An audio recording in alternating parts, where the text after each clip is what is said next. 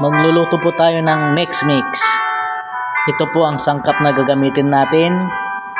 May mga laman loob ng baboy, yung internal organs, at saka atay, laman.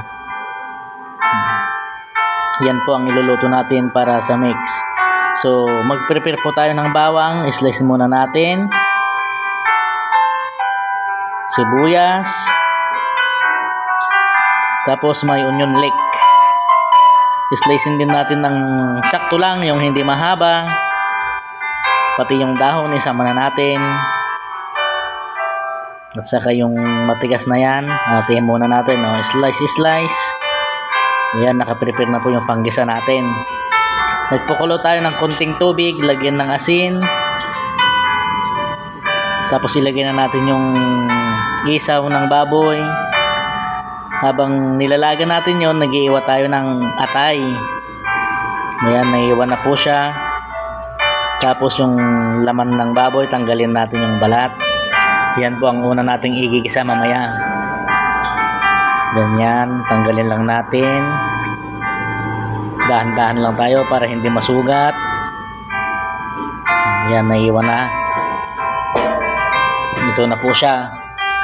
Slice sa laman yung balat, tapos isunod natin yung laman. Lagyan muna natin ng asin, tapos ihawin muna natin ng saglit lang. Lagyan natin yung 4 na slice. Yan, pwede na kahit mag golden brown lang konti. Slice na natin. Ay, take note pala to ha, itong luto na to ay walang magic sarap o betsin.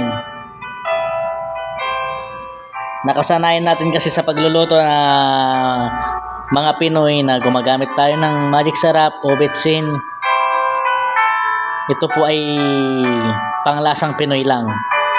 Dito natin makikita ang tamang pagluto kung masarap o hindi, na hindi tayo naglalagay ng betsin at saka magic sarap. Ayan, na-prepare na. Sindihan ko na.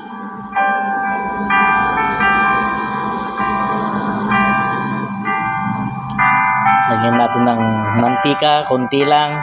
Tapos yung balat kanina na iniwan natin hanggang mag golden brown.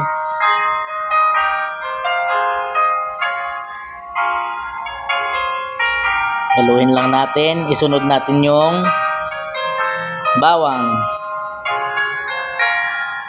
Pagkatapos nang ilagay natin yung bawang, haluin natin. Isunod natin yung sibuyas.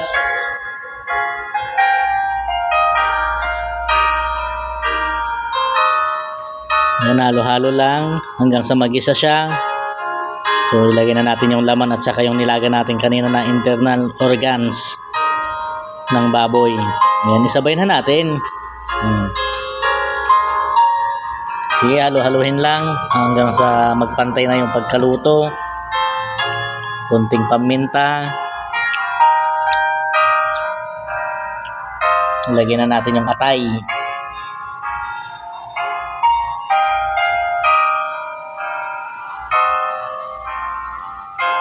Haluin lang natin.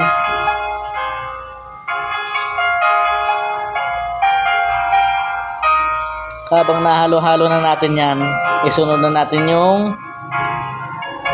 toyo o soy.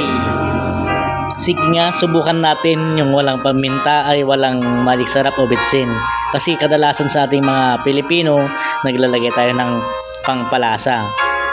Dito natin makikita talaga kung talagang masarap nga ang luto ng isang tao na walang betsin o walang magic sarap na ginagamit. Ayan, halo-halo lang. Ilagay na natin yung onion leek.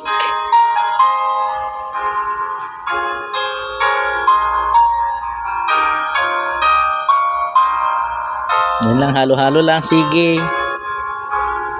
Naluto na po ang ating mix special.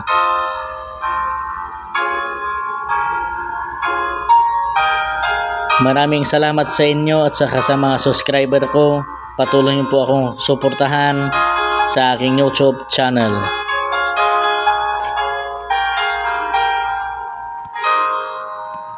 Thank you for watching.